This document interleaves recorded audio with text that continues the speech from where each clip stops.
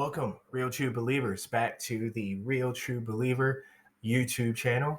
This is your host, L.A. Hale, and I am coming with you again to another, I guess you would call it more of a bit of a, just, enlightening, just something to show that, just to back up the point, basically, that the church in America is dying, all right, or is dead, or is castrated, laying on the side of the road, full out display, just like slowly dying, slowly getting less and less relevant in society, to the point where you actually have now churches are being penalized. I mean, and this is not a first time thing, but it is just something that, again, just continues to keep happening little by little. And anyone who's a real true believer, anyone who subscribes to this channel and knows, kind of like where we're coming from and understands and agrees with some of the sentiments said on this channel, knows that just like, man, either our children or our grandchildren might see Jesus coming back. I'm just saying, it seems to be that close. But anyway, I digress. This church called Covenant Church is being sued by a legal law firm called Legal Voice, mind you. It's a Seattle-based law firm. Which, if anyone knows anything about Seattle, I think was it did Chaz or Chop or something like that happened there, where they were ranting and railing about building their own little autonomous zone. And again, filled with shootings and just all types of just crime during that whole entire period. And I believe that was in 2020. So again, we need to ask ourselves here, on this channel, we're asking ourselves, really, um like where is the church? Where is the church in America to push back and fight against these things? And I'm just bringing up articles that I see online, and I just want to raise awareness of them so that you people who happen to click, thank you, onto this video, will kind of learn something and be aware of something. So they're being sued by this Seattle law firm called Legal Voice. As we all know, Planned Parenthood is a organization that basically they specialize in abortion. That is their thing. And if you can continue to use the euphemisms of what it is, but abortion is abortion. It is the murder of an unborn child in the womb. And anyone who knows that about abortion, again, I'm not trying to condemn anyone who has had one. I just want to call the people who push for abortions, the ones who say and claim that it is good, that it is health care. I want to raise awareness and just to let people know, and people who listen to those organizations, or mind you, if you happen to be a wayward Christian who so in thought that good old orange man, sorry, not good old orange man, I take that back, the old orange man, the evil, nasty, oh, he's so orange, Donald Trump. If you did not and were so if you were so appalled by Donald Trump in his presidency when he was here as president in America, and he was, I wouldn't say fighting for, but he was kind of blocking a lot of the I guess erasure of Christianity in America. And America kind of had a fervor. Again, regardless of what you think about him, Donald Trump wasn't trying to hammer down and crush Christian liberties and Christian rights and church rights, things that really are the backbone of America. Um, and I just feel like here in America, the reason why on this channel, again, I can't stress enough, the church in America is dead or dying. And I keep emphasizing in America, not around the world. I think around the world, the church is thriving. Unfortunately, it's thriving under certain conditions, like persecution, like tribulation. But I think that is when and where the church and the power of God, the power of Jesus is able to shine the most, is during persecution. But again, I feel like in America, we're in a different circumstance. We're in a circumstance probably around, how the nation of Israel was in Second Kings, 17.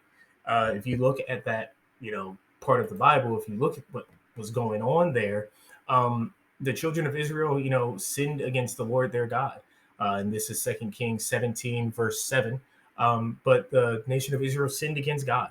And it just starts that, they start, for one, just setting up sacred pillars, allowing basically, the forces of darkness, what have you. In our context today, we can say, okay, that's, we'll equate it to Planned Parenthood. you know YouTube lords, so sorry, sue me. But Planned Parenthood setting up wooden images. Of course, we don't have wooden images, but if you're anyone who knows about the modern art and the state of modern art in our country, it's, it sucks. Don't describe modern art. Is just so. Anyway, it's a whole other thing. But yeah, you can see in Second Kings 17:7, 17, chapter 17, verse 7. Just how it just begins, where, and it's just a slow progression. And the Bible goes on to say, nevertheless, they would not hear, but stiffened their necks, like the necks of their fathers, who did not believe in the Lord their God, and they rejected his statutes and his covenant that he had made with their fathers, and his testimonies which he had testified against them. They followed idols, became idolaters, and they went to the nations and went after the nations who were all around them, concerning whom the Lord had charged them that they should not do like them. So again, just kind of being influenced by nations around. But again, you need to ask yourself, where were those people, who did believe in God, who did stick to his statutes? Again, it couldn't have just been, not anyone. Of course, you have, Elijah and Elisha, the two prophets, rising up and proclaiming and, prophesying against Israel. But there had to have been more. But when you look at it, and when society is just not in, sorry, not a society, when a organization like the church, when a societal structure like the church is not in society, you see the slippery road that society is starting to fall into. And again, we're let's look at today. We're fighting back against, the training of the kids in schools, the teaching of, this LGBT curriculum in the schools. We're pushing back against a lot of the things, and it seems like the church is always on the defensive. Well, I think we need to be more on the offensive. We need to start pushing back and raising our voices. So, the church should be more open and for one, proclaiming our values. But even when it comes to things, like abortions, and abortion, sorry, and Planned Parenthood, we need to, as Christians and in the church, be more open and vocal about it and explain it and talk about it. I think if more people knew that the number of abortions are done just because of a convenience sake, I think people might think a little bit more of it, and I think this is, like, of course, good information for the church to use this stuff. I mean, this is a report. This is in an article by USA Today, and this happened was published back in 2019. But I still just believe that it is relevant, just to, kind of the topic that we're talking about, which is Planned Parenthood and what they stand for. But women's abortion decisions rarely stem from rape or incest cases. Having a baby would dramatically change my life is 74%. 74% of the reason, or the reasons why abortions have been happening. Can't afford a baby, 73. Don't want to be a single mother or having relationship problems, that's 48. Have completed my childbearing, 38. And then you have down here, victim of rape, 1%, and a pregnancy, a result of incest, 0.5%. And again, it's just in your face, kind of like, why? And you just need to ask yourself, why isn't this known more? Why aren't why aren't churches just going around? You don't need to get super graphic with it, but just state the facts. Majority of abortions are done for convenience. And if more people in the country knew that, I think you would have more of a turnaround. And maybe if the church just raised their voices more. I understand it makes people feel uncomfortable, but I think the church needs to start talking about topics that are uncomfortable. If obviously abortions, happen because, a woman is having and a man, or having a woman and a man and a woman are having unprotected sex. And, the result is a baby. The church needs to be more open in talking about sex, to their young adults, to their teens. I think the church is so scared all the time for some reason. And again, just puts away and abdicates and just moves away from tough topics and tough subjects, and this doesn't need to be always a Bible study thing. This needs to be a Sunday morning service thing that we talk about from all churches, from all denominations. But again, the church really removes itself from society. And I mean, the devil's going to come in and do what he does because he's the devil. That's just what he does. He does devil things. Him, his homies, they have been working 25 hours a day, 8 days a week, okay, on overtime, going against God and going against his people, and causing God's people to fall and do even the worse. And here, in the ancient days, they caused their sons and daughters to pass through the fire. And again, not getting into detail, but again, it was a idol, and they allowed their babies to roll down into this idol's chest where there was an opening and there's a hot fire, and they rolled their children down in those. Again, things God hated, and it was a progression. It didn't just all happen at once. And even the Bible, the way it, kind of spells it out for you and gives you in text, you can see the progression. First it was just setting up the sacred pillars. Then it became worse and worse, as maybe years went on.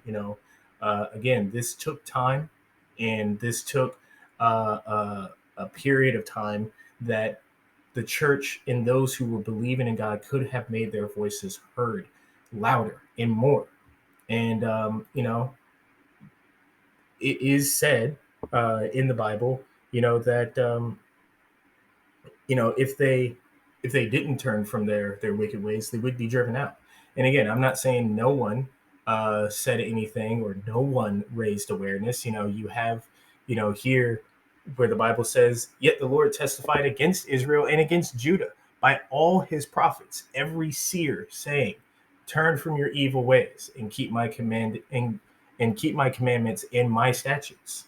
Again, though, it's not just that's just the church. That would be just people in the church screaming out and saying, "Stop this." There needs to be Christians in society. There needs to be Christians at levels where something like this, where a church is being sued, and having to owe, $850,000, so that's a lot of money. And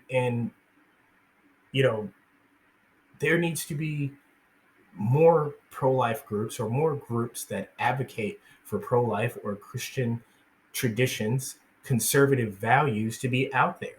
And again, I just feel like this is it's an obvious, kind of like it's an obvious bad thing, that this happened to this church, that this judge ruled the way that he did.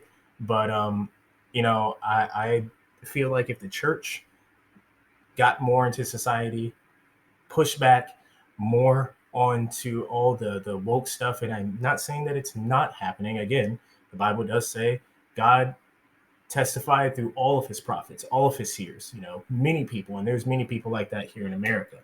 But I just feel like there needs to be more, and especially my generation, Gen Z, can definitely do more and proclaiming, biblical values in our society. Thank you for clicking on this video. Can you give me a like, share, subscribe to the channel? I want to do this more often and have more videos to come out. But I just appreciate you for clicking on this one and hearing me rant. You have a good day.